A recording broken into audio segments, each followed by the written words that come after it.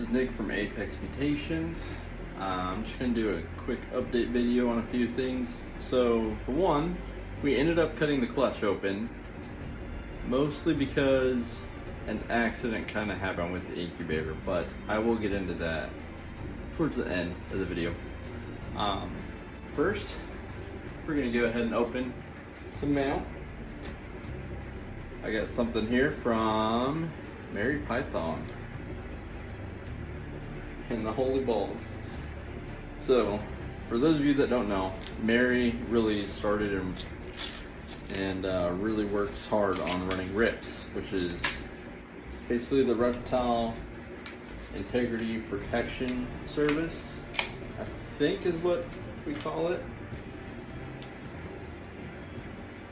There's a little note here. I got some stickers from her. Thank you, Mary. It says, "Hi Nick, I am so happy to be swapping stickers with you. It's been great connecting to you and so grateful that you are a part of RIPS. Warmest wishes, Mary." Thank you, Mary. Yeah, so Mary's really the co-founder or the actual founder itself of RIPS, and RIPS is very important for taking down scammers, or at least that's the part that I myself am involved with, and Crow's Critters. Her and I both run the scam division, so we find a lot of the people that do scams, which honestly, random people find them.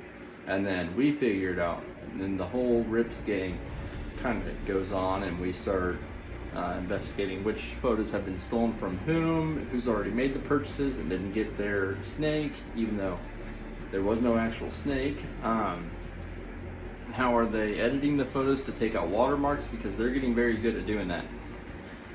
So yeah, we're gonna end up actually evolving into much more, but I'm gonna leave that to Mary to tell you guys, or as we kind of go along in steps. This is gonna be a very big organization that she's been working really hard on. So for all of you that don't know who Mary Python and the Holy Balls are, go ahead and follow her on Instagram, or Ball Pythons of Texas. She's the admin for that. Even though it says of Texas, anybody's welcome to join. We also have a RIPS page on Instagram, r.i.p.s. Follow that one. I'm going to start doing more social media outreach on that as well, for a lot of the scammers and whatnot. And then follow RIPS on Facebook. So yeah, thank you guys. Now back to more. I also got in some more stickers here from Sticker Mule. So I went out and I purchased stickers from several different companies and tried to figure out which ones would work the best. And these ones were pretty cool. These are from Sticker Monkey, or Monkey Stickers, something like that. I forgot. This ended up being like 1/4 of an inch smaller than I ordered. And this one turned out pretty decent. I liked it. So they did okay. They actually had really good prices, but they couldn't get me the hologram sticker that I wanted. So they said they couldn't go through and re-edit my own logo around the stickers. So I ordered from Sticker Mule, because they ended up saying that they had something for me. So okay, so there's Sticker Mule sticker.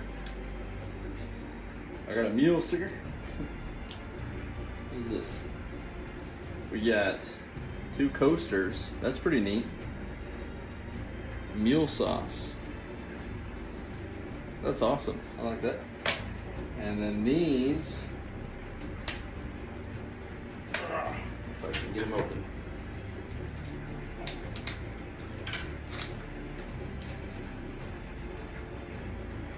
Are my hollowed stickers. So I ordered these ones as 5 inches, and I'm way more happy with these than I am with 3 inches. But I'm way better, or way more happy with this size than this one. And then I have a 3rd logo as well, besides this one that I tried to get done. Now I have to get that one professionally vectorized or something like that. I'm not too sure. A lot of people were having trouble when it came down to the micro detailing into the photos. So we'll see how that goes. Now, about the clutch. So long story short, I left the lid open. I saw a tiny pip, got excited, decided I'm gonna leave it for a few more hours just because it was one tiny pip, just to see if maybe it would stick its head out later on, or maybe a few more would pip or not. Went downstairs, and this is really early in the morning, so I don't know why or how I ended up leaving it on or open, but I left the whole incubator open, which that shouldn't be that big of a deal until my room temperature drops. So like, I incubate my eggs at 89.4. If the room's already at 85 or 84 or even 86, that's not that big of a drop. That's not healthy if it's during the span of the eggs incubating, but we're already on day 60. So I wasn't too worried about getting deformities or anything like that if I were to leave that open. Now, I never want to leave that open, never did I want to leave it open. But if that thermostat seemed to have failed and my second incubator were to fail, if something might have happened, then at least my room temp with the temp inside of that incubator, they both would at least sustain it for quite a few days, especially because it's in a Coleman cooler. So that worked out very well. The problem is that I also left the door open to the snake room. Now, I've never left the incubator open, besides when I was testing out my theories before I got my clutches of eggs. And I never leave the snake room door open. I don't know what the heck got into me to where I left both doors open. And it almost cost me my clutch, because when I went in to look at the eggs again, I realized, oh, my door's open. And I walk in and my incubator door is open and my heart just dropped. Imagine coming all the way to day 60 and then you lose your whole clutch of eggs just because you screwed up and didn't pay attention to one detail. Just one time. Just one time. You could just lose it all. So I am pretty upset about that. Luckily, it was only like a 4 or 5 hour span that I left it like that, and because my house temperature was at 74, I think it's even lower than that. We've been dealing with some cool temperatures out there, and everything was open. My egg box itself on the outside was reading 82 degrees. Now, that is not the same as inside the tub, and usually in the tub, as it's getting closer to hatch, is warmer. But the only reason why my egg tub was warmer is because the heaters underneath with that hot water just kept rising. But the egg box itself was absorbing everything from the room temperature rather than just the bottom perlite and vermiculite mixture that I had holding up. Now, if I would have left it even longer, I'm sure it would have stabilized a little bit, probably at like 82. But even then, that's not okay. So then I opened up the egg box to take a temp, and my egg itself was at 79.2 or 79.1, something like that. And I was like, okay, we just had, and prior to this, my eggs inside the box went all the way up to 91.4, which is fine. That's a decent temp for your eggs to rise. As long as it's not getting above 93, I don't think that there's any reason to worry. You're gonna have a temperature swing whenever it gets closer to time to hatch. So I went through and started looking at all the eggs, and you can feel the babies inside each egg. And as I was kind of moving it a little bit, I wasn't rolling the egg any or anything like that, but I was kind of just squeezing it just ever so slightly.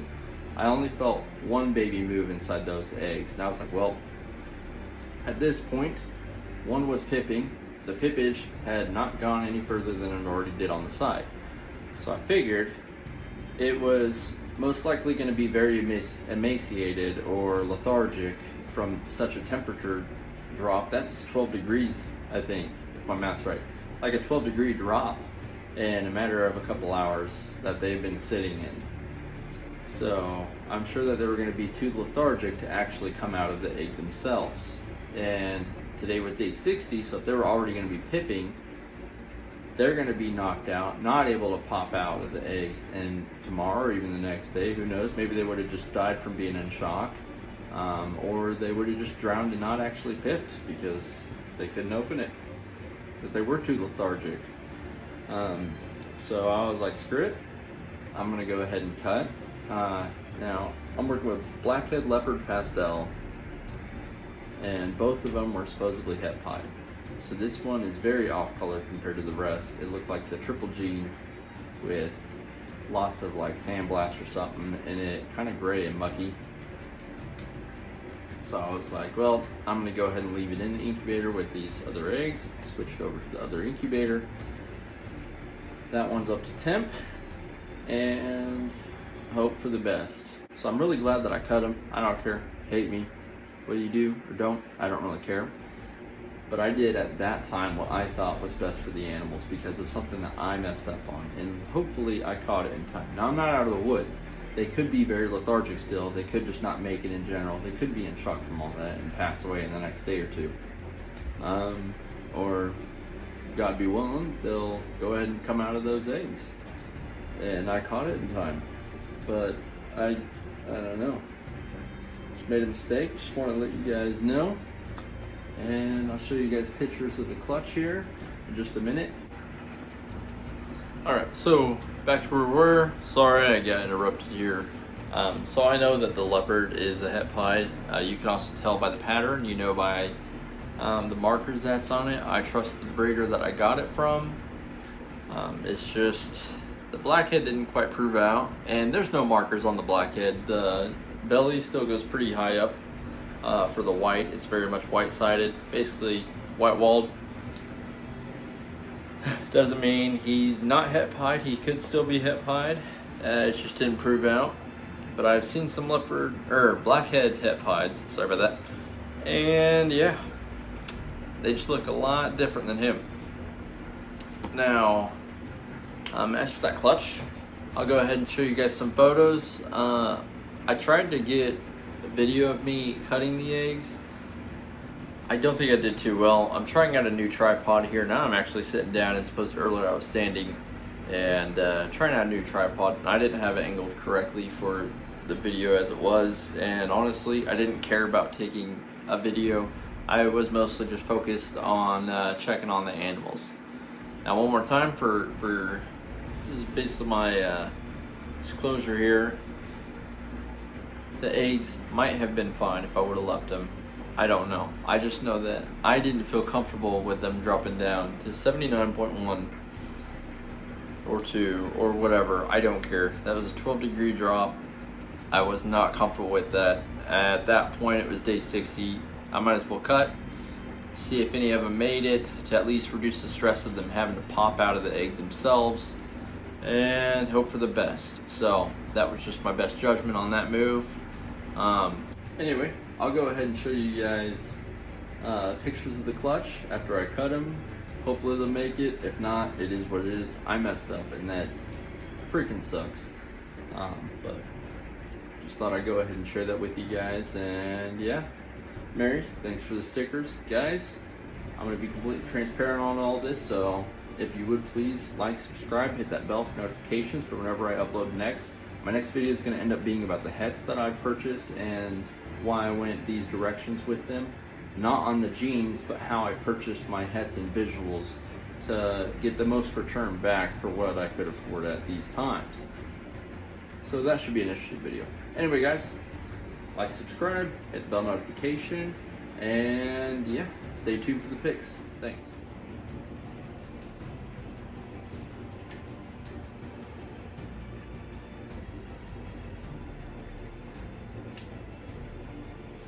Alright, so in here we got a pastel blackhead leopard. I'm guessing it is pastel, mostly because the way that the coloration of the alien heads, don't know how well you can see them, but the alien heads seem to be more highlighted, and there is some blushing in between them.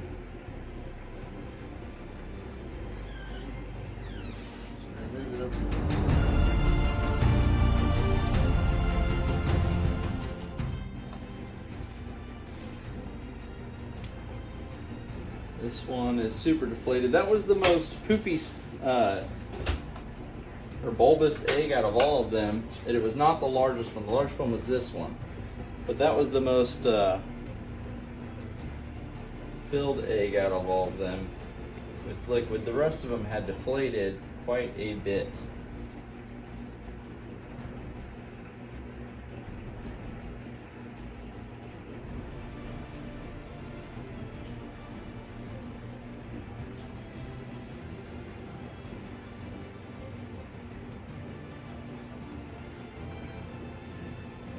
I got a vein on that one.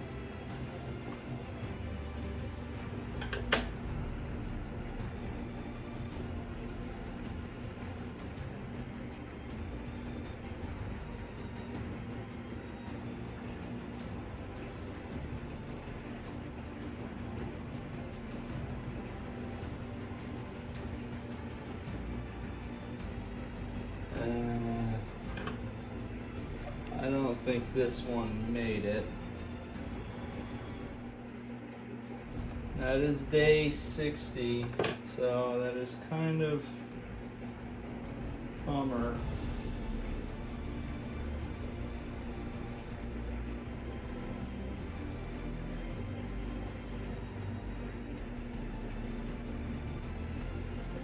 What would it have been? That would have been another. That would have been another blackhead leopard, possible pastel blackhead leopard.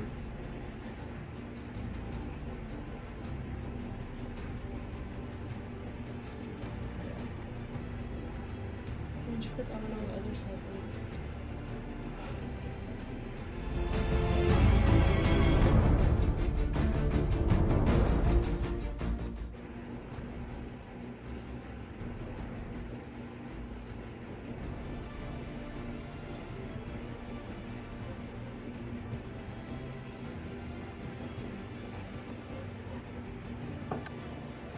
This one is alive. Sure, I think. We'll figure it out, huh? I'm putting them all back in the other incubator just in case, but this one seems to be a very good quality blackhead. I don't see any dorsal stripes along it, along the back. Maybe a slight bit at the tail, which is how you can tell it's quality. Super black, love it. Good quality blackhead.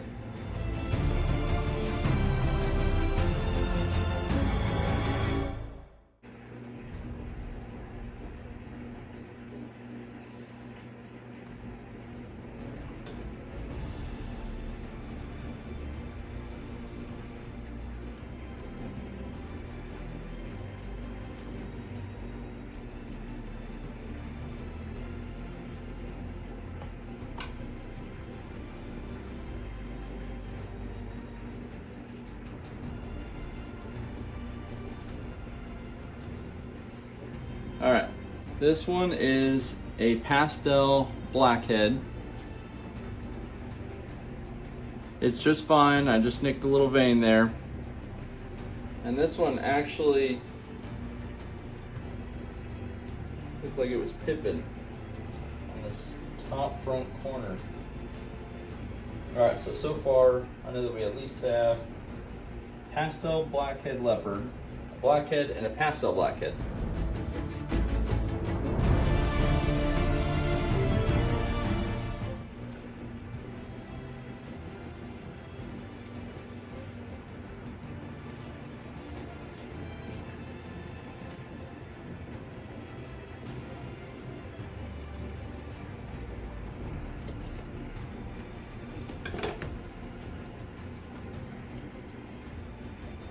Okay, maybe that first one was not a pastel blackhead leopard. This is definitely a pastel blackhead leopard.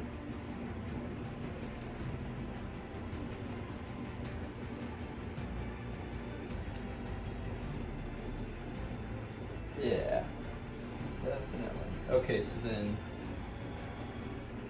see, but that one still looks more. Oh, that is alive. Woo! Yay. All right, so we did it. That one's moving now. Okay. Glad to hear it. I don't know. These are crazy cool. That's awesome. Alright, so that seems to be a pastel blackhead leopard.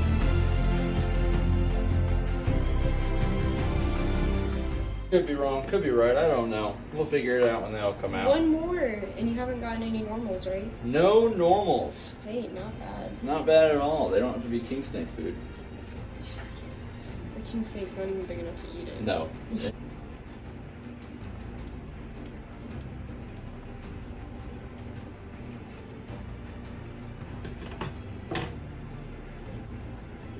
Alright, so here we got a blackhead leopard with crazy long elongated markings, showing to me with the leopard gene usually the het pied creates stripes. So out of all the clutch, this one